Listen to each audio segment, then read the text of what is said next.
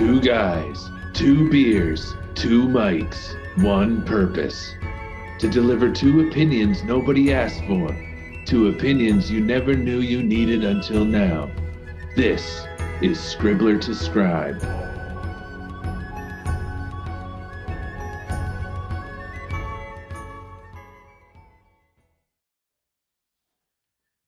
Cheers, dude. Yeah, cheers. So welcome to another week of Scribbler to Scribe. Yeah. It's going to be tough to get through. Yeah, I'm already impressing Ronnie with this batch of brew this week.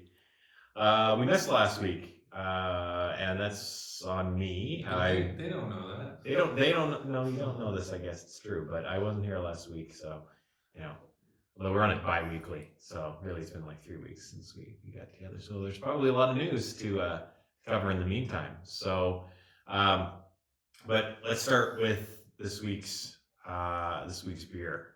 Yes. So The Inglemunster Kasteel Donker, 11 That's degrees. right. 11 degrees, yeah, 11%. Or is that how they do? Oh. Yeah, maybe. Well, it says 11 degrees in there, but it's 11% beer. So yeah, this is gonna knock you off your seat. Donker Shane. Yeah, so this one's been sitting in the fridge for a while. So it's only like 3 years past its best before date. Moving on. The last one was 5, I think. I'm not trying to poison you. It was like I 8 swear. years or something. Yeah, it was something, a bit weird. But we're still here, right? We were worried that, we wouldn't get to do another episode, but it didn't stop us. My intestines are now lined with the sediment. Yes, the last one. Exactly. So I'm gonna try not to butcher the name, but the Kasteel Brewery is called the Van Hunsbroek Brewery, another Belgian brewery, but unfortunately it's very hard to keep up with being officially Trappist. So this is our 4th beer of the show, and we're deviating slightly. So it's made in the sort of Abbey style of beer, but it isn't officially a Trappist beer because it isn't made by monks. But the brewery has been around since 1865, and it even dates further back. The building where they actually brew the beer is like an old castle from back in the 1600s. If it's older than Canada, it counts. Exactly. So, Oh, Canada. So I'm excited to dig into this one. The first sip's already quite good. We'll see how we're feeling by the end of the episode at 11%. But excited. So let's dig in. So tell me, Ronnie. I'm gonna stop talking. How's the last few weeks been? Well, not to be Miss Debbie Downer or whatever, but a friend of mine passed away this week, and it was quite sad. He was diagnosed with cancer in August, stage 4. It was kind of out of nowhere. Oh, geez. And that's how long it took. Wow. I was very grateful, though, for the chance to go spend the night with him on Sunday, just to help his parents out who've been there every day since then. Yeah. And I was supposed to go back on Tuesday again to spend the night with him again, but unfortunately, he passed during that day. So, Colin, this one's for you, buddy. Miss you, big guy. You're just a beautiful guy. That's all I can read. That sums it up the best, I think. How far did you and him go back? Just about 5 years or so, but one of those fast friends kind of situations. Yeah. He's actually our mechanic, and we just hit it off right away and became friends. Mm-hmm. And that was tough, but also like I said, just glad I got the chance. Yeah, I mean, I think it's one of the silent killers of the pandemic, right? I mean, a lot of people dying directly of COVID, but there's been a lot of like undiagnosed disease and stuff like that that's really gotten worse, and people getting delays for treatment, surgeries, all that kind of stuff. I don't know if that had anything to do with Colin's situation, but I know that you read a lot of stories like that. So it is sad, and they're not in the statistics, but really they do count towards, how ravaging this pandemic has been. Yeah, it's been a long, grueling pandemic, that's for sure. Yeah. But he wouldn't want us, being too down about it. He'd want us to just be thankful for the good times. Yeah. Well, to Colin then. Yes, well, to Colin. Colin all cars, as I would call him. I see. What else has happened with you? Advent has been unfolding, so Yeah. That's been quite nice. Getting back in the church and singing.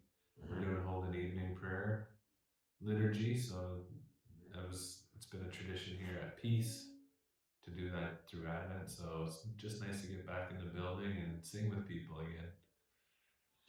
So it's been uplifting that way. We're trying to get back to normal, week at a time, and live stream is going well, and That's good.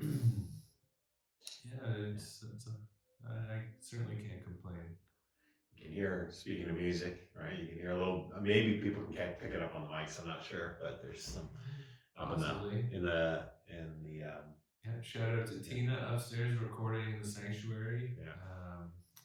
She's got all kinds of competitions and auditions and things like that too. She like auditions for university kind of thing.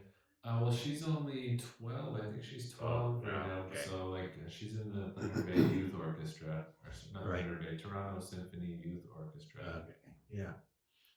Excuse me. So best of luck, Tina. I'm sure you're gonna nail it. You typically do. Yeah. Well, sounds good to me. Yeah. But what about you, David? How's your week been? Yeah. I mean, a few weeks.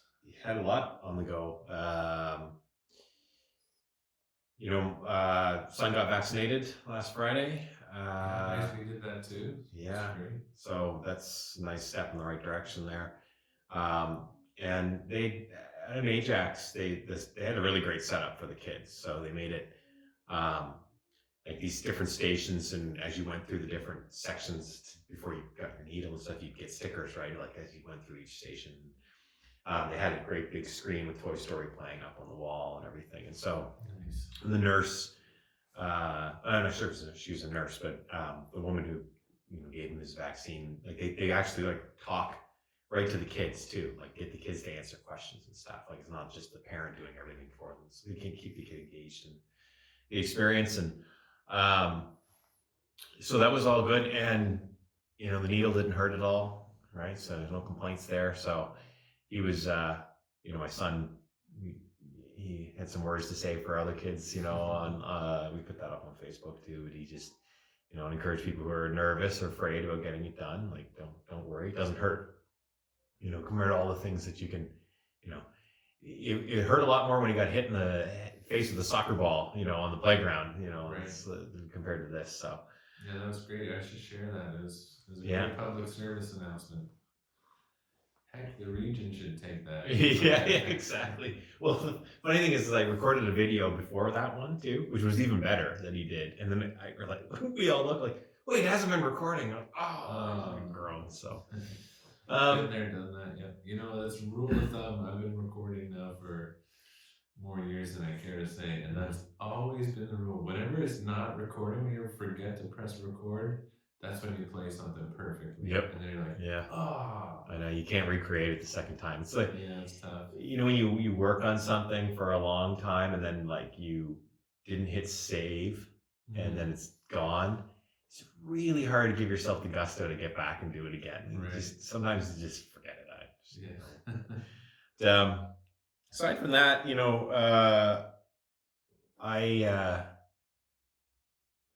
I'm in the, year-end period with work and everything. And as a manager, I have to do things like year-end reviews and all that kind of stuff. And it's really eye-opening experience for me, somebody new to that kind of stuff, about managing expectations and everything, and all the groundwork that you really need to lay earlier on in the year before you get to those conversations, and you have to reflect on What kind of conversations should I have been having earlier in the year that I didn't? And were there points where we should course correct, and, whatever the case may be. Was there recognition that should have been given at some point that wasn't, and all that kind of stuff. And so I'm learning my way with these things, and so it's been an experience for me to just get better at that. But what, like in any of these things, you sit there and kind of reflect on what you want to do with your life. And there's some people who are just naturals at like people management.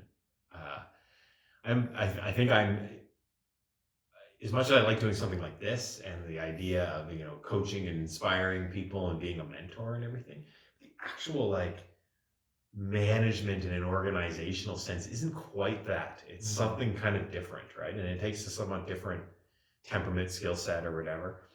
So it's forced me to kind of have to adjust, and there's a style thing that you have to start to develop over time too, where you go, okay, what is my style? What kind of leader do I want to be? But then it's not just what kind of leader I want to be, what kind of leader do these people need, right? Which could be two different things, to get the most and the best out of, your team and stuff. And so I'm navigating that whole experience now. And I think as time goes on, like it'll just you get better because you just learn from your mistakes and stuff, things you've done. Yeah, this is your first year in that role, right? Yeah. So, not the first year doing this job per se, but the first full year with like actual team of my own, so, and that's, I think, a big shift. Gonna put the man in manager? Yeah, exactly. Man up. So anyway, so that's been kind of a lot on my mind. There's some, going through that, and like there's some conflict and stuff like this too, and because it's not just me and my staff, it's me and my manager, and there's the whole thing, right? And it's I think that it can keep you up at night sometimes, but I'm learning. It's not, you're not just learning about yourself, you're learning about how to like push people and when to like pivot. You just need to know like what's the right thing to do in the moment. And sometimes you like, if you go back and change, and you're like, oh God, I should have done that or said this or whatever, done that then, but it is what it is now. So anyway, that's been just a big thing.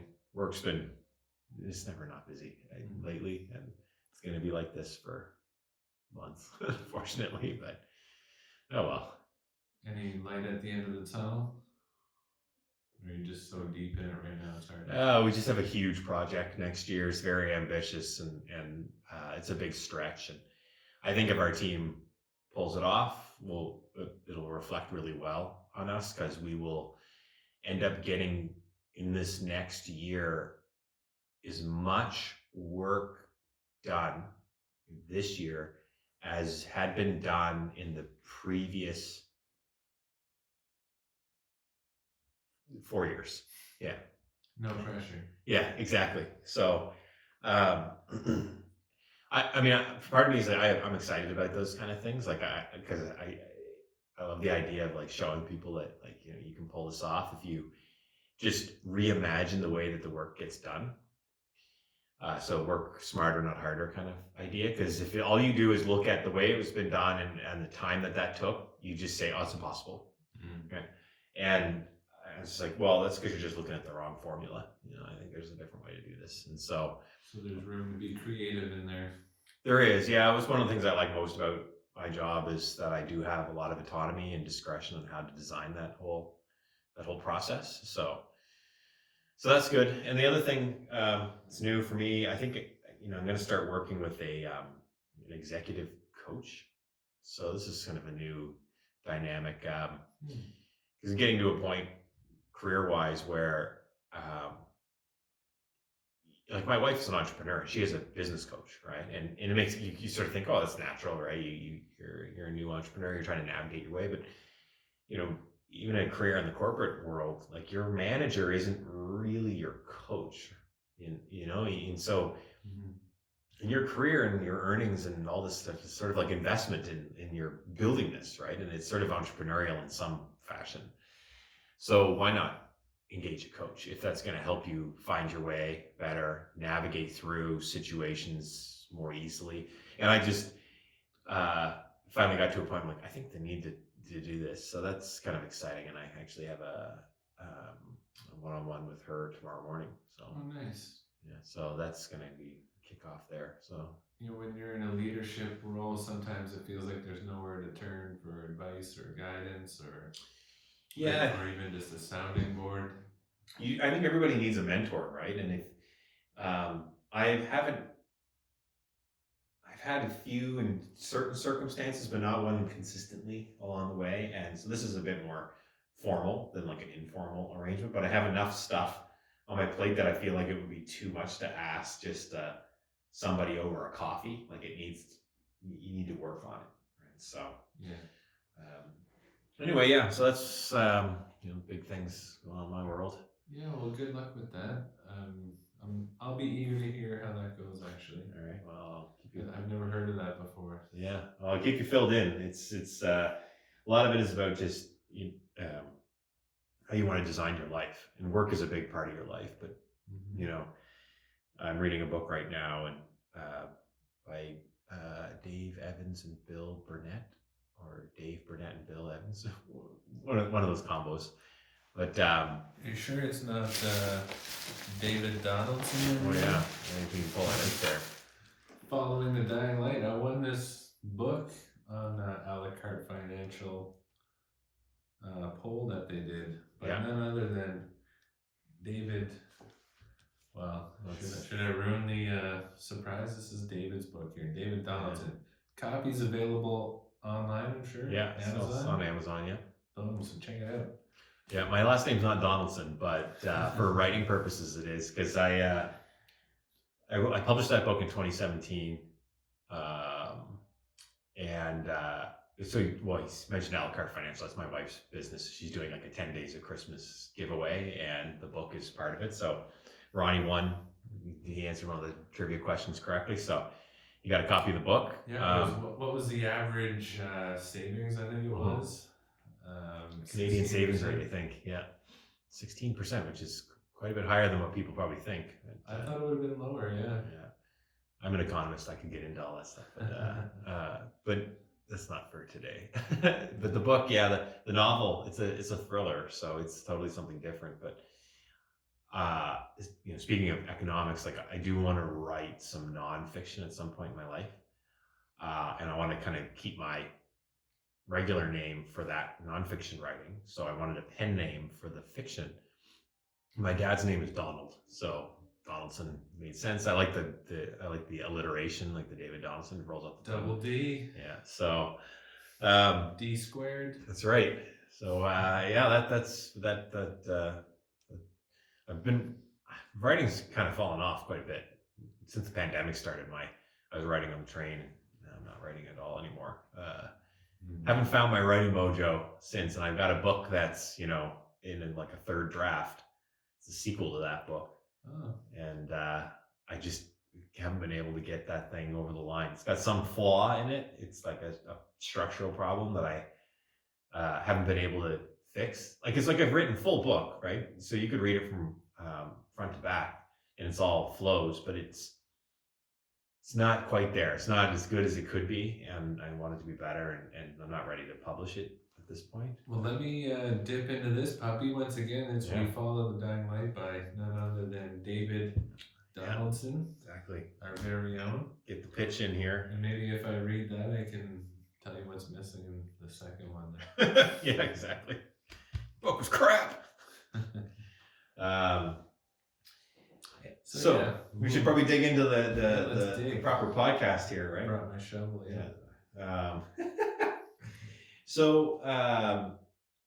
Listen, let's start with the sermon. So we're going to go back to a couple weeks ago. Way back in the vault. Yeah. So why don't you tell us about this. There's the Apocalyptic Reading. So you want to dig into that a little? Just tell us what the reading is about and give us Cole's notes.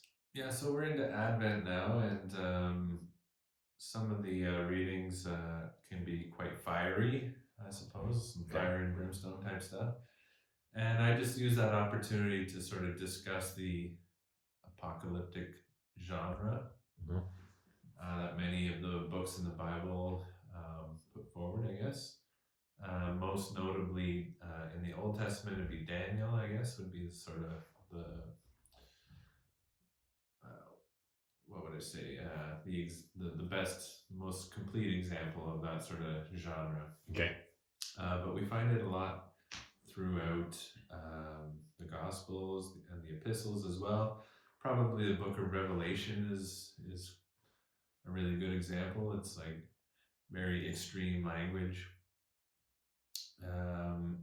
very stark images, things like that.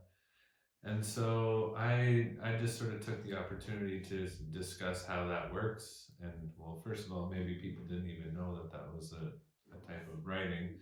But in the time that Jesus was around, was very apocalyptic writing was sort of very in vogue in the early Christian and early church times.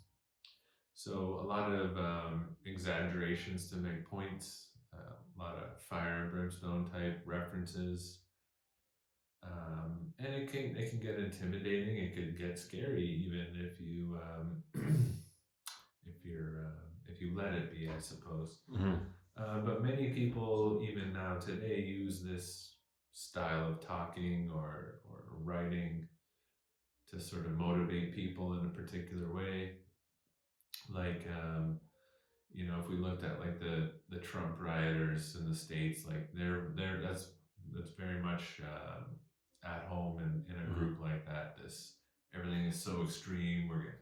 They're trying to kill us with vaccines or plant microchips, and we got to take the Capitol and all this right kind of very extreme language. So just wanted to walk people through that and how it's used, I suppose, so it doesn't seem so scary.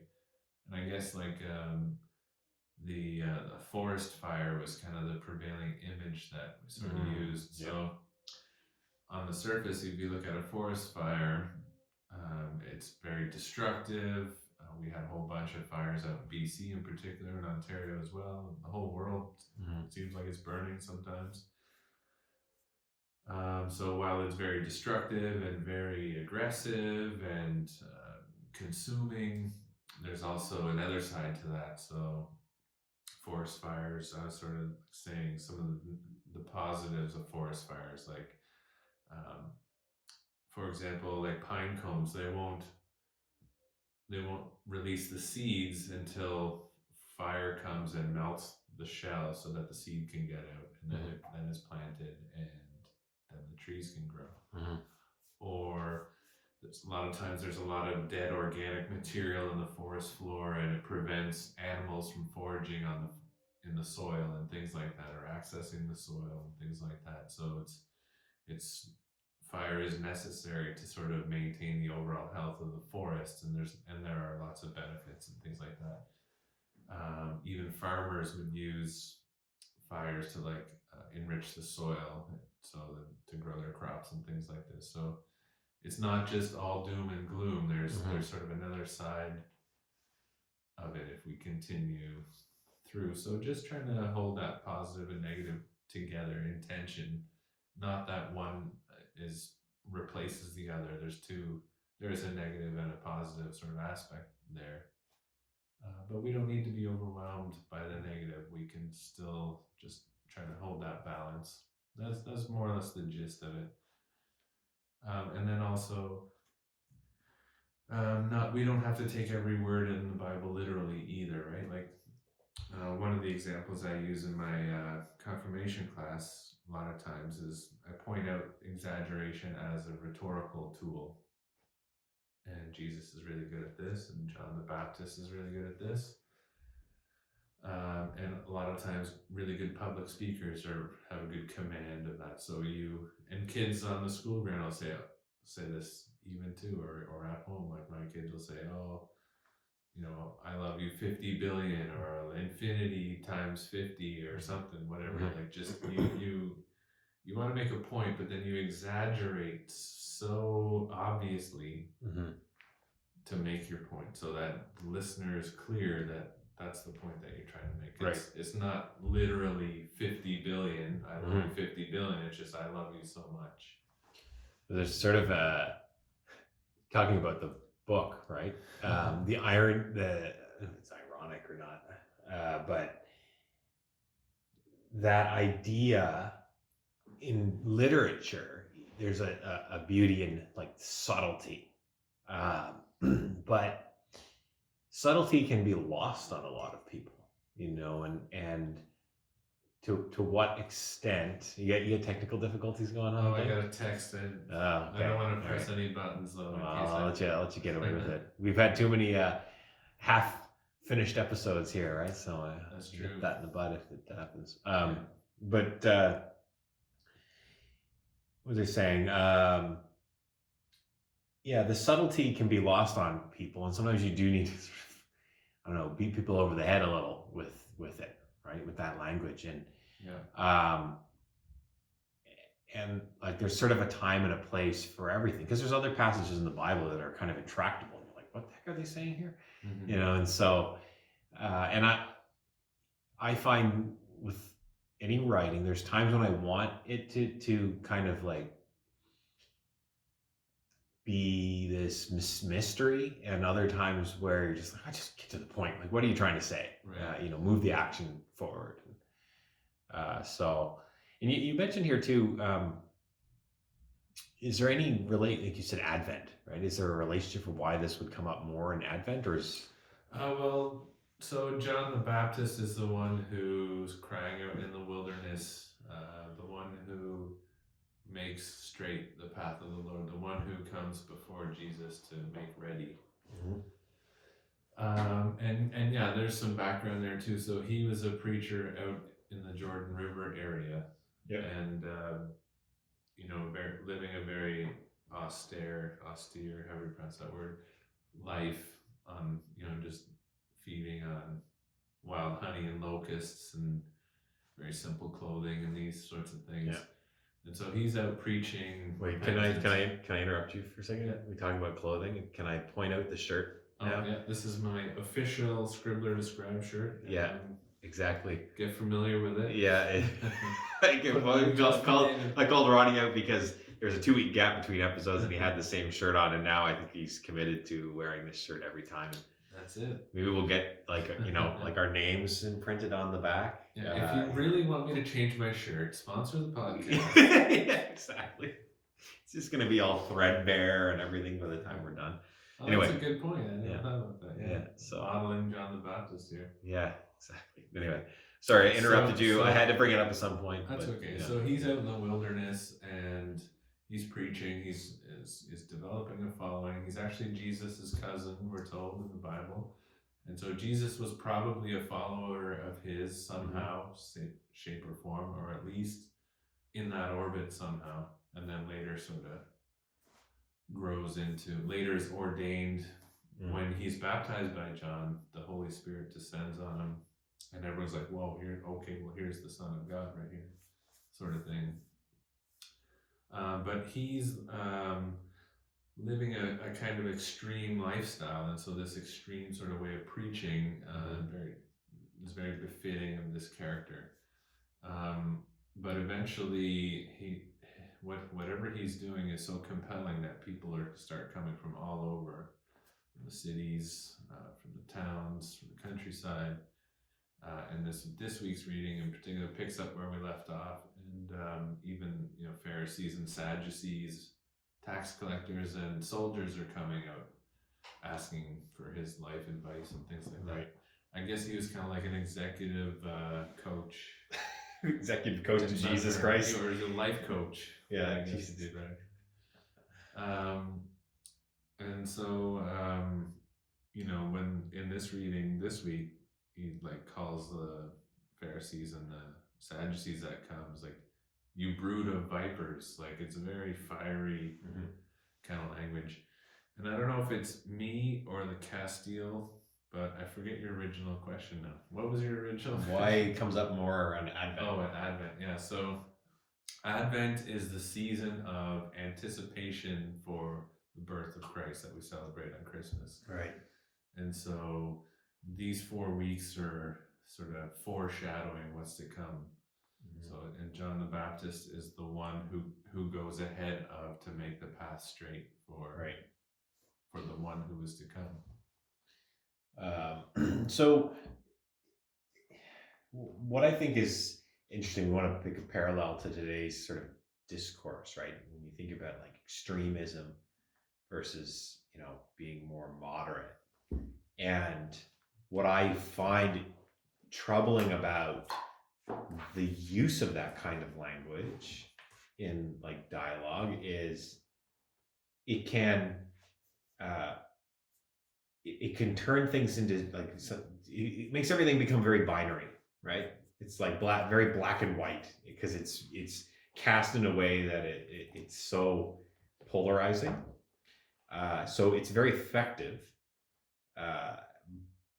Though I worry that type of language can be overused. And so what do you think about that? Like, is there it seems like the Bible kind of has a bit of both, right? But it's a slippery slope. And another thing I say to my class, I probably said it on this podcast too, is we have to be extremely careful reading the Bible. It's very dangerous to read the Bible because we can make it say anything we want it to say. Yeah. We can use it to justify any behavior we want to serve ourselves with. And so there's another reason why I wanted to preach about the apocalyptic genre in general, is to let people know that there's more to it than just this fiery image. And then also at that time too, like it was a pretty tough time because the Romans were taking over everything.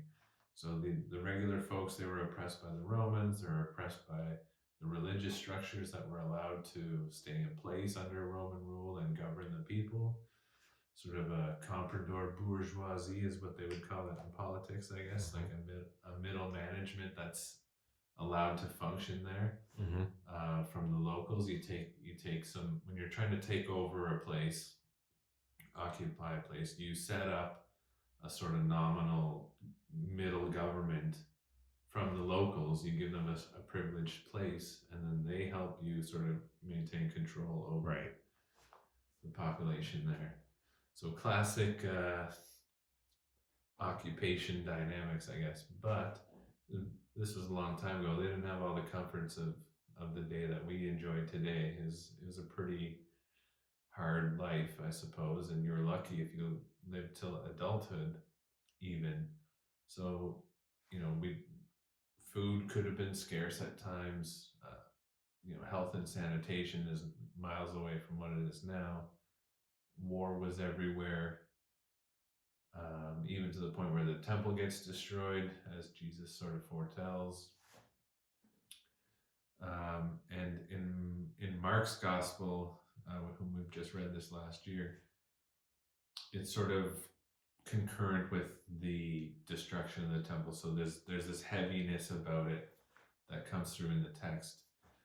And so you have to consider all of that contextual information when you're reading it before you just read something, oh, hey, it says this, and then run off and go do something. Right. Act out of that. Like, again, just really have to be extremely careful when you read the Bible. Well, how true is that of today, of things that just get taken out of context, and reputations can be destroyed out of that kind of thing, because once the court of public opinion turns on you, right, like all the subtleties kind of evaporate, and then the outrage economy. Yeah, and I find that's quite sad, that like that world that we live in, where everything is cast that way. So I'm curious. not that I expect you to have an answer on this, but we do seem like we're in a very polarizing world, and what will it take for it to move back towards something more, I'll use the word moderate again, although maybe it never was, I'm not sure, right? But in Jesus's time, perhaps it was considered moderate, like it was extreme in the sense that it was like Roman military occupation or something like that. But I don't know what the political climate was like compared to, say, the political climate of today or whatever. But well, humans are remarkably similar no matter what age we look at. We tend to behave the same way. We love our children. If we're put in a certain situation, we'll generally react the same way in a lot of cases. And sometimes we can fall into romanticizing the past, like there was some ideal back there that we've lost somehow, which can also lead us astray too. We're not going to sit here and act like everything was perfect back then. It was pretty tough, and in a lot of ways, it's much better now. But in terms of the sweep of history, in short-term history, even just to sum this up, so like post-World War era, there was very much this or even up into that, there's very much a sort of communal understanding. You were in it with your neighbors, your friends, and your family, and your neighbors. You were in it together, kind of thing. And then the '60s happened, I guess, and flower power and hippies and all this stuff, which I'm one of them, I suppose you could say. But this sort of reaction against what was, over the subsequent decades, really fed into this sort of individualism. And not that one's better or worse, because they both have pros and cons. But you let that go long enough, and then you start to see the extremes of that behavior. So we're now in a time of like extreme individualism. Right. So I guess Hegel talked about dialectics. So there's thesis, antithesis, and then eventually there's synthesis, and something new gets created. Yeah. So we came out of a very communal-minded time, was replaced with a very individualistic-minded response. And we're just now sort of coming to a point where those two are starting to come together a little bit. Yeah. But all the excesses of our age are largely born out of this extreme individualism. This every man for themselves. I'm sure you've heard a million times about the self-made man or the self-made woman. It's my contention that there's no such thing. Because everyone got a hand up somewhere in life. Of course, yeah. And yes, people work hard, and yes, people achieve and strive and those things, but no one is an island. No one is entirely self-made. So that you're deluding yourself by calling yourself that, I guess. But we're now at the very beginning. These are like the birth pangs of a new period, and COVID has really sort of accentuated this, I think, where we've seen sort of the extremes of that individualism and maybe some of the more negative aspects of that. And we kind of have to come together again now. We have to think about our neighbors more than we did a year and a half ago before COVID, when we were all just sort of had tunnel vision. We were living our life. We were doing our own thing, whatever was best for us. COVID forced us all to have to care about the next person a lot more than we ever had to before, I guess. And so that necessarily, this rising empathy in the world, I think, is moving us more towards something that's not just communal, not just individual, but it's like individual expressions in a communal setting, I guess. Sure. Whatever that looks like, we're not really sure. We're just starting to figure that out. Well, what's interesting in today's world is it's very easy to think of the world and this has just occurred to me hearing, listening to you talk, but think of the world as being super polarized right now, but maybe it isn't. Maybe it actually is not that polarized at all, and that it's just a vocal minority out there through the power of the internet who have the ability to seem as if they are a bigger cohort of the population than they actually are, and that they're sort of the trolls of the universe.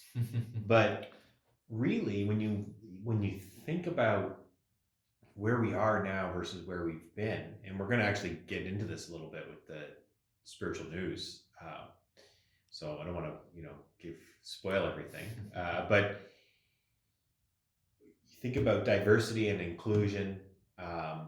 You think about where we are in terms of our thinking on climate change and corporate responsibility, and things that have happened in women's rights in life and in the workforce, and just everything in that vein. It's just civil rights in general are in the best place they've ever been, and not perfect by any stretch. Right. And what we've been revealed about residential schools and everything this year and those atrocities, but at the very least, that shining a light on this garbage that's gone on for too long. Like, I think that we are moving in a good direction. Maybe we're kicking and screaming our way there a little bit, but it maybe is a reminder to everybody to not get too anchored on the comments that you read on a Facebook article or like something shared, right? And you see, okay, 438 people have commented on this, and you go and you look at the comments, and they're all like just the kind of vitriol that you see, and you're like, oh, what is wrong with people in the world? You get to think, okay, 438 people commented, but let's say that they represent 1% of the group, right? So that means that what is that number? We're going to like 438,000 people or whatever read that article and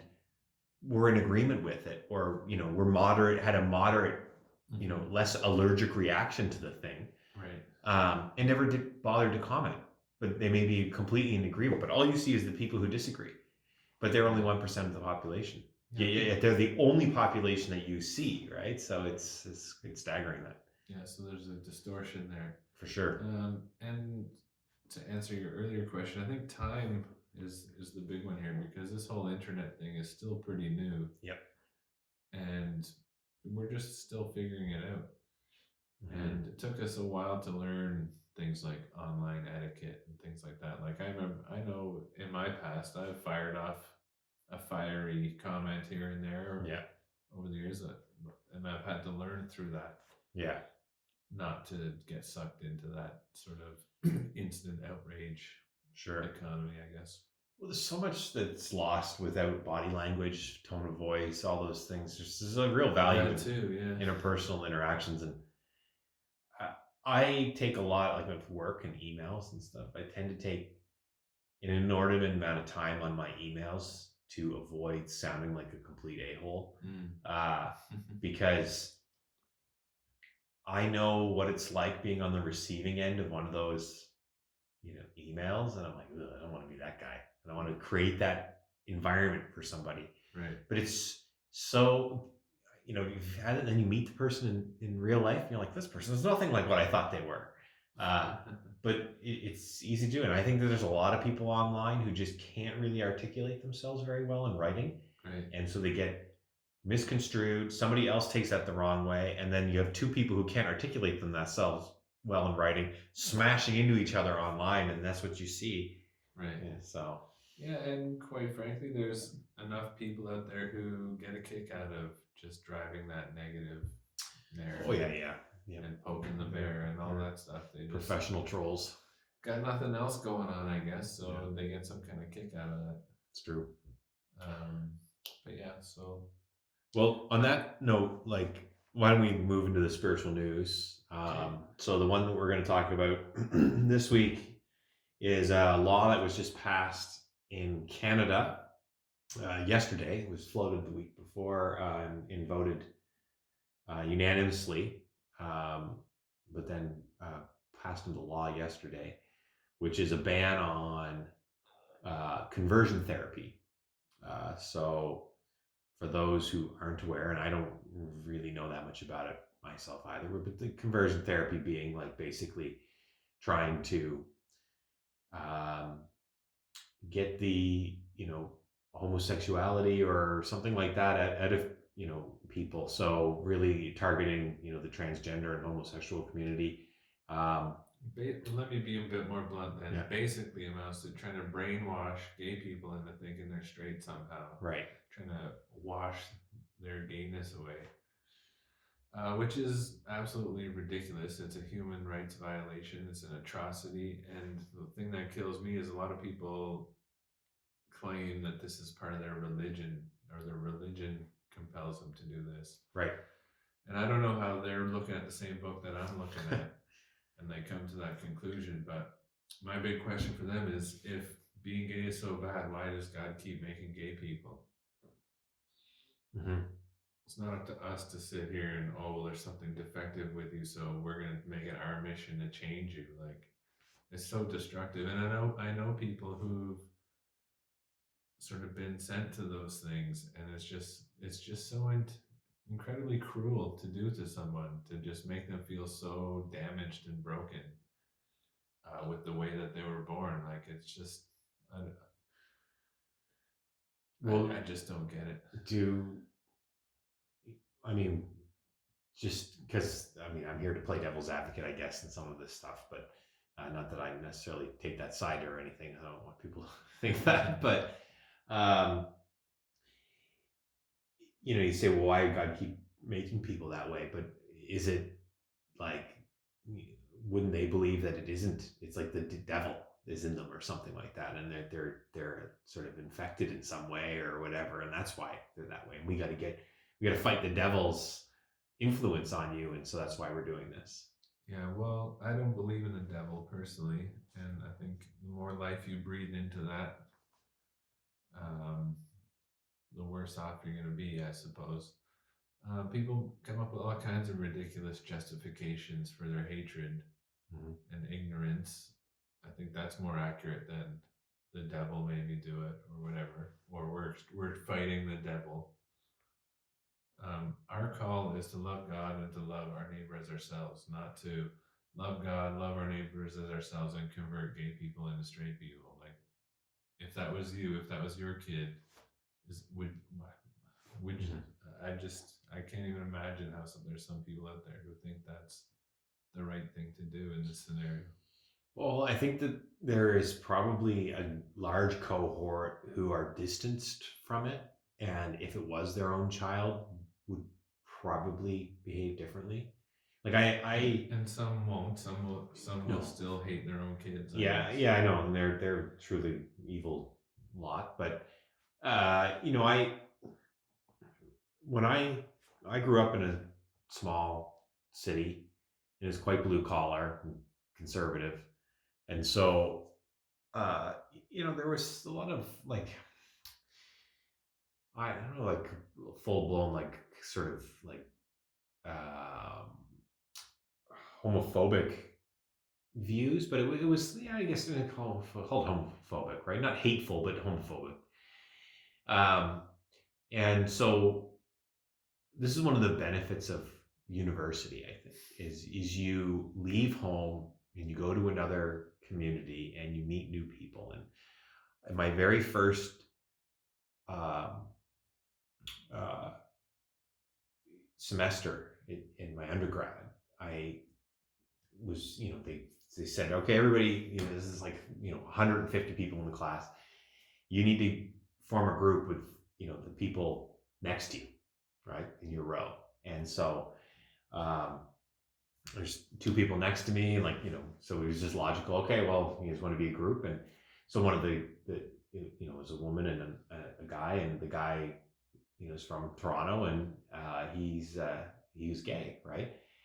And he was a great person and easy to get along with, and you know, it was a good experience, and it totally changed my entire perception, because it was really just it was a total ignorance, right, of you know, it leads to some of that homophobia. Now you're kind of like, why do I care? Like, people can enjoy their own lifestyle, whatever they want to do.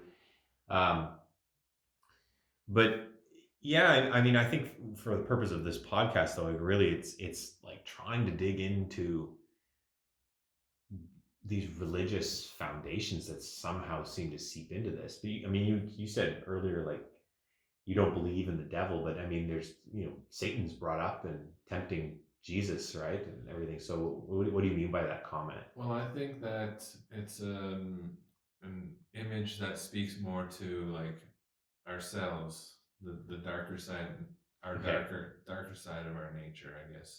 And I don't think it's just some horned beast that's going around with a tail and a pitchfork, right, making us do bad stuff. I think it's a lot of cases it's a scapegoat for our own actions. You know, the devil made me do a thing. Yeah. A lot of people can't own up to who they are. Can't own up to their actions, their words, their deeds. I think it's more of a metaphor than there's a physical guy out there called the devil causing havoc on stuff. Right. And the more power you give to that idea, the worse off you're going to be, I guess. So there's no room for the devil in my life, I guess. Not to say I'm not without sin, because I am. But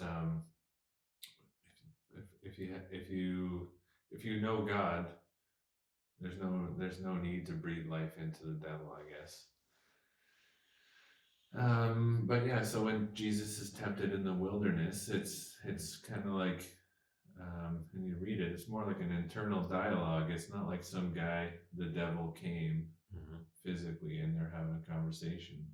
It's like the temptation, like he knows he's a very powerful guy. He knows he's embarking on this ministry, and there will be temptations along the way. Like, people are going to tell him how great he is. They're going to want to give him stuff. They want to raise him up as a general and commander to build an army to drive out the Romans and all of these kinds of things. And he's rejecting those selfish ideas. Yeah, it's sort of all of the things that are trying to influence you away from your like core values and, you know, where you're aiming towards. Yeah, I mean that. Why do you think then, like? And this is a very surface level convo. I mean, yeah, all of these things we can get in depth on, but sorry, what were you gonna say? Well, I was just gonna say, you know, you think about something like Dante's Inferno, right? And so these very graphic images of, you know, the you know, different planes of hell and everything, and the devil's reigning over all of that. Yeah. So why do you think that's persisted or took such prominence in the religious discourse? And I think I know what you're going to say, but I want to hear from you. Like, what do you think? I guess I don't really know. But people's understanding has changed over the years. Like, in the old days, people thought that the sky was like a glass floor that was holding back water, and that every once in a while God would open the tap so it would rain a little bit, and things like that. They thought that the world was like a table, basically, and then when you died, you fell off, and you just were eternal suffering or something like that. They used to think that purgatory was a place that's sort of in between here and heaven, where you had to buy your way into heaven and things like that. All kinds of crazy ideas. Well, so you're giving me a different answer than I anticipated. So I got it wrong. What did you think? Well, I thought it was just that it was really a form of just controlling the populace. That too, you know, rule with fear.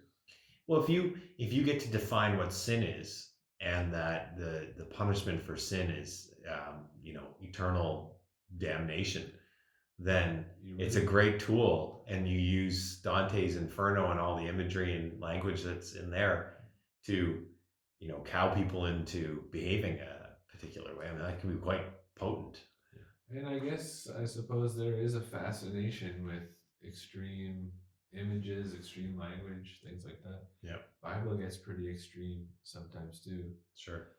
But again, we just sort of have to, take the time to reflect on these things, like spin it around in as many different ways as you can. Try to think of as many possibilities. Ruminate on that. Rather than just, I read this, I'm going to jump out and go do something crazy. Right. Which often happens. But in terms of conversion therapy, I completely support that ban. I think it's shameful what they've done to people. But I'd argue it's as much cultural, or it's more cultural even than it is religious. And some people say, well, no, it's my religion. But same people read the same book and come to different conclusions. How come I'm not out there doing that? I read the same book every day, every week. So why do you think these things have to come to the point where it becomes a law, like an outright ban that's been voted on by members of parliament, and that we can't get there on our own? Well, in some ways, it's low-hanging fruit too. When have you ever seen all politicians agree on the same bill? When's the last time you seen them fast track it through the Senate? That's an easy one to rally around, I guess, in a time where there is a lot of division. So, if you're a politician, you want to be seen to be, working with your colleagues. You want to be seen to be doing your job and all of these sorts of things. But that's the other side of it. Why does the entire political spectrum agree, except for a very fringe element who's been doing this just weird and crazy stuff all these years, and cloaking it in religion? Like, I promise you won't find anything that Jesus said that justifies conversion therapy. And I'd love to debate anybody right now, or I'll put that challenge out there. I'll debate anybody who thinks it's their religion to do this to people. Well, let's leave it at that because we're closing in on the hour. So we get some beer to rank. Yeah, exactly. So did you finish? I finished my last sip there. I'm getting there. Oh, you're slow. Jeez. Maybe I've got you talking too much. I don't know. Yeah, I've been talking a little more this time. So this is the You've been letting me get a word in edgewise. Yeah. Do I not do that most weeks? All right. Well, listen, we gotta rank this one. So we've got, on our scale of 1 to Martin Luther right now, the top one on the scale is the Chimay Blue at just over an 8.1. Both of us rated the Chimay Blue on average, but the Rochefort 8 was I gave that an 8.5. Right. You give it a 7. I gave it a 7 point. I gave it an 8. Oh, okay. Yeah. So on that has a higher Sorry, average. yes. So far, Yeah. still. Yeah. So if we can see that, so it's quite dark. It's a very deep brown, almost a chocolatey. The 11% is quite strong, and it's got almost like a port type taste to it. Yep. So it's a little bit beyond my comfort zone. The more, like any alcoholic beverage, the more you get into it, the better it tastes. But my initial impressions were less favorable than the ones to date. This is probably my least favorite one so far. So I'm going to give that a 6.8. Ronnie's going with a 6.8. Okay. Well, I take a different opinion on this one compared to the Westmalle Tripel, which I gave a 6. I think this is better than that one, in my opinion. Not as good as the Chimay Blue. Kind of on par with the Rochefort, maybe slightly less. I'm almost like I can't remember the Rochefort. but it's sort of similar. So I'm gonna give it somewhere in that range. Again, I think the Rochefort's one of those ones where if I went back and had to like start over again, I probably would have there's a bit of like first time rating inflation. Right. So I'm gonna give this like a 7.5. Yeah. Still not terrible. Yeah.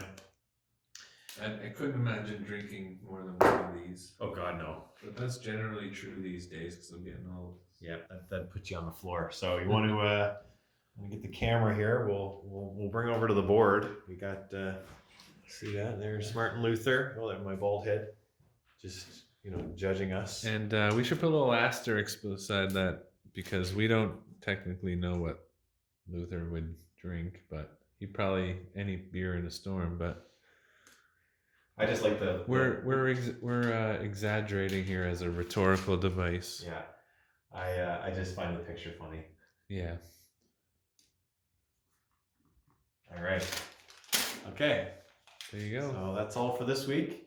And we are at some point we got the frame up here for a green screen. So at some point, if we're gonna have some ridiculous images behind us on the green screen, Ronnie almost broke it. If I don't trip. Yeah.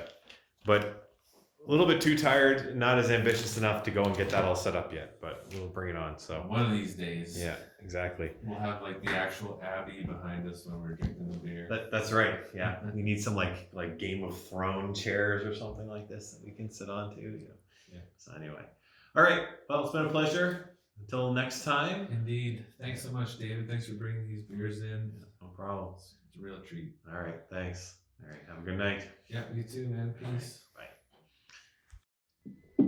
Well, that was delightfully mediocre. At least the beer was good.